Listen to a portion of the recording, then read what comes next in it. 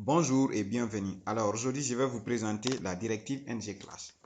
Mais avant d'aborder la directive ngClass, je vais me faire devoir de vous donner une toute petite définition aux directives d'abord.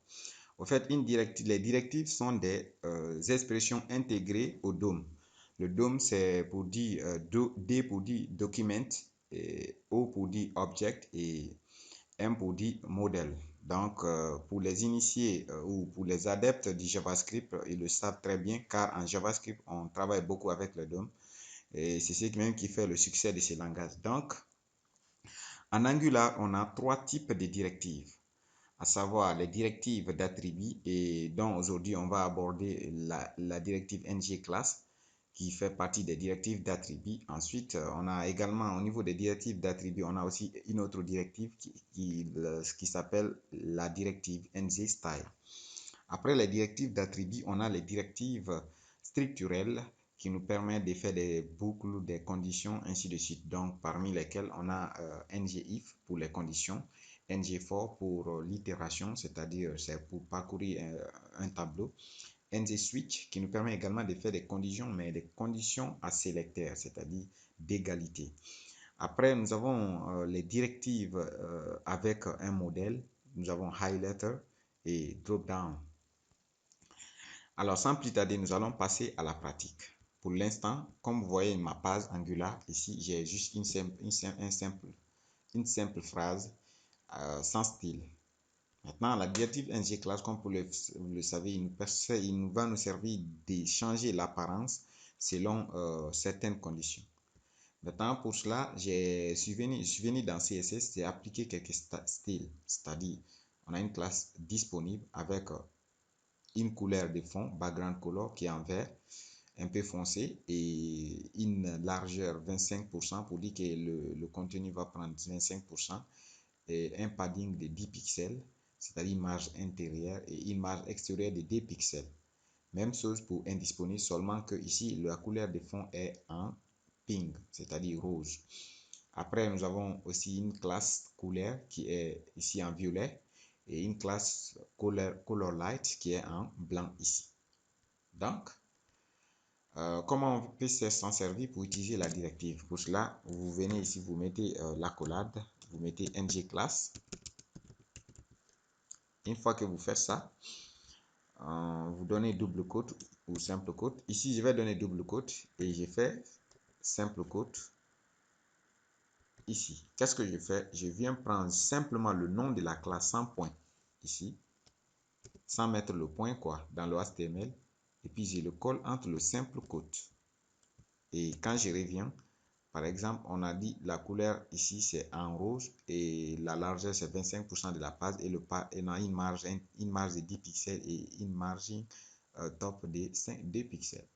Ici, comme vous pouvez le voir, les styles sont appliqués à mon élément. Vous voyez? Ça, c'est la première manière d'utiliser.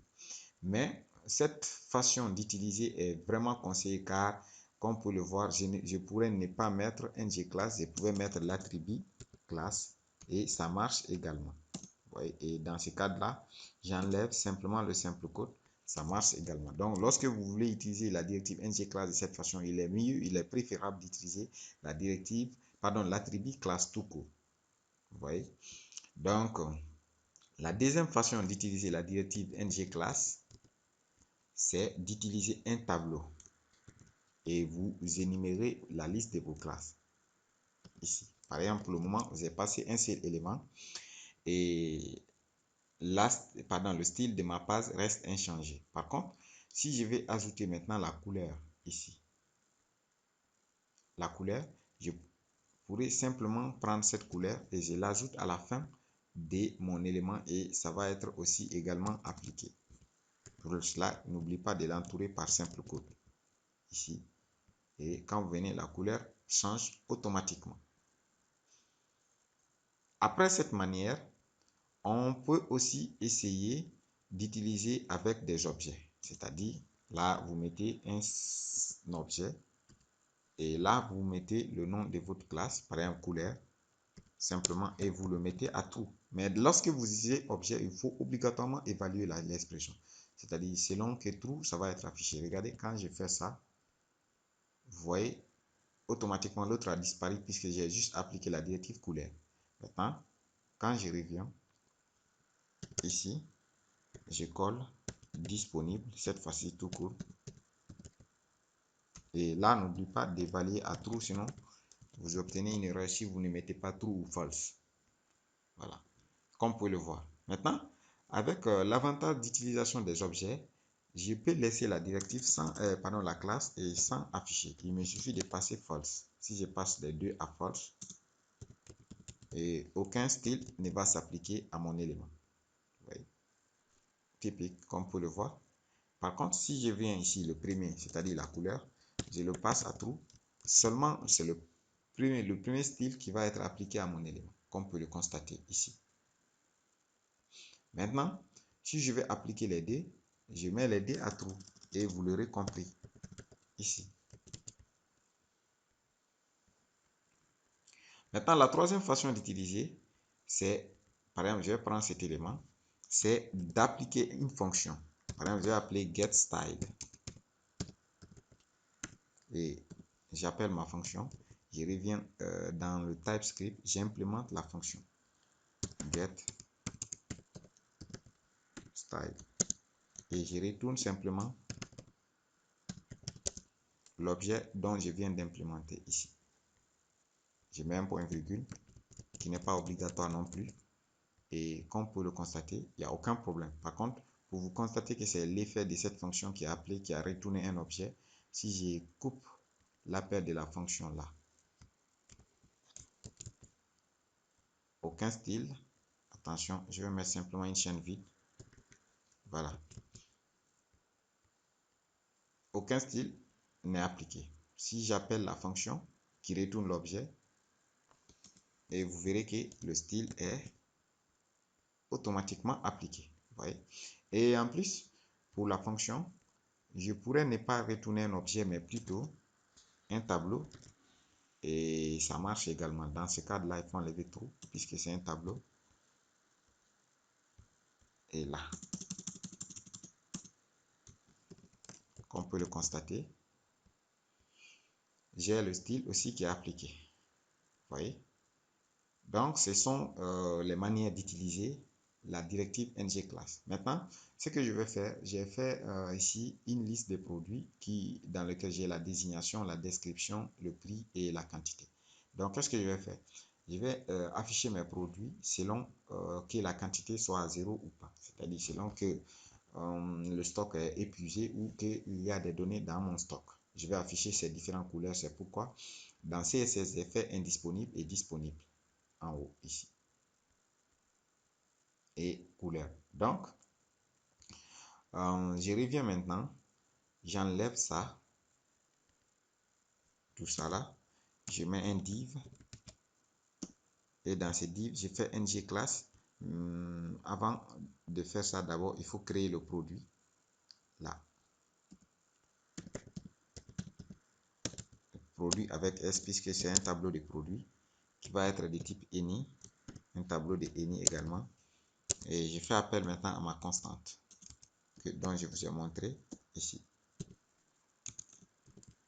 La liste des produits, comme on peut le voir, constante export produit, et dans le TS, j'ai exporté la liste des produits ici et j'ai affecté à produit. Donc, ce qui induit ici, je fais maintenant la directive ng for, c'est-à-dire une directive structurelle, et là, je déclare une variable let, je vais l'appeler simplement p, et off, j'altère maintenant mon tableau des produits que j'ai déclaré dans le TypeScript ici, qui contient la liste de mes produits. Là, c'est ce que je viens de faire là.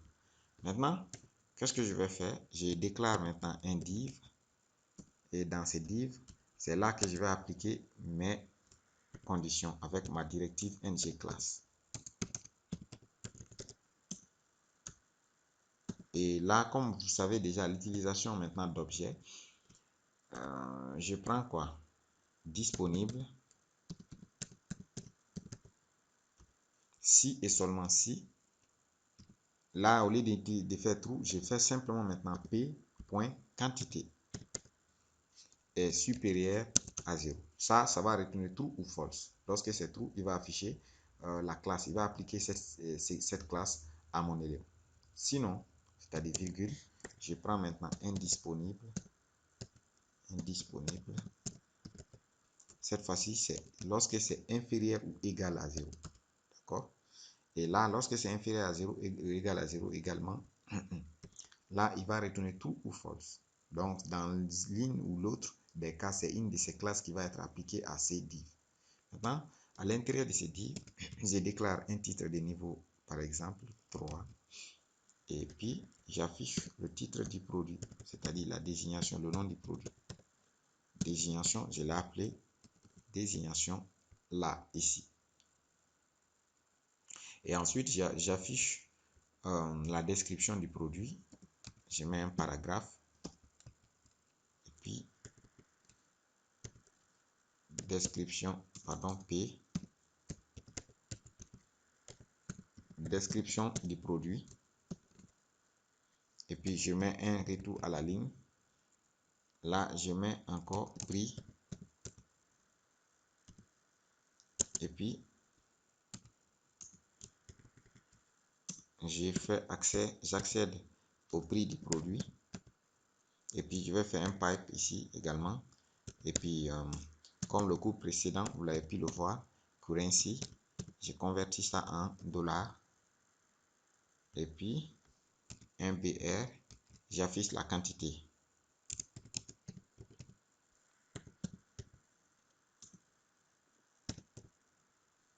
Et puis, P, QT. Et là,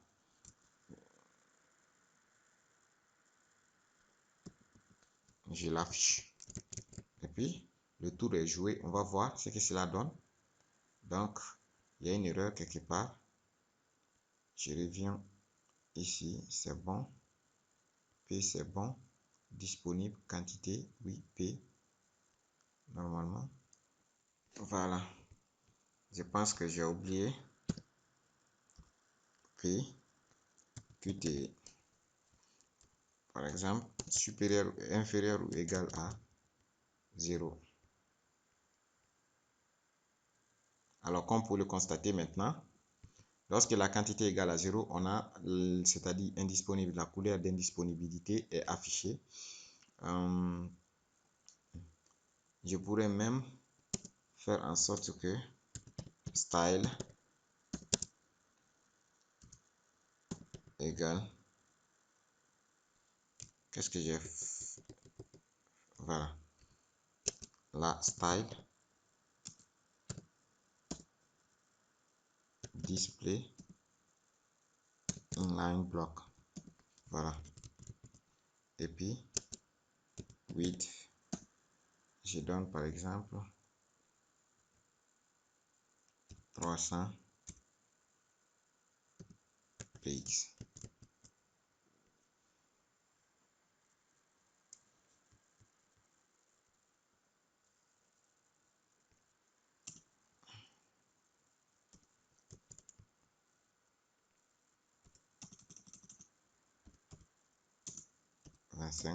Ici.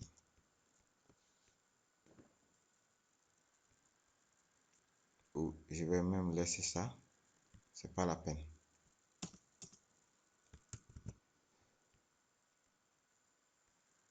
Alors, comme pour le constater maintenant, on a la liste de nos produits qui sont là et avec les différentes couleurs de fond. Vous voyez, je pourrais même appliquer, ajouter une autre classe ici, par exemple la classe couleur ici et la classe,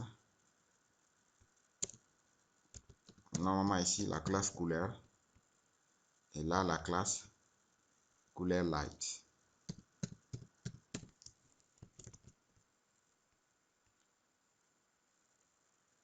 Voilà, comme vous pouvez le constater maintenant, les différents styles sont appliqués selon des contraintes. Donc, c'est au fait, en grosso modo, l'utilisation de la directive ngClass. Et n'oubliez pas que la directive ngClass et la directive ngStyle s'utilisent de la même manière. Seulement là, On va utiliser des propriétés plutôt que des classes lorsqu'on utilise maintenant NZStyle. Arrivé là, je vous remercie pour votre temps et pour votre attention et on se reprend à la prochaine.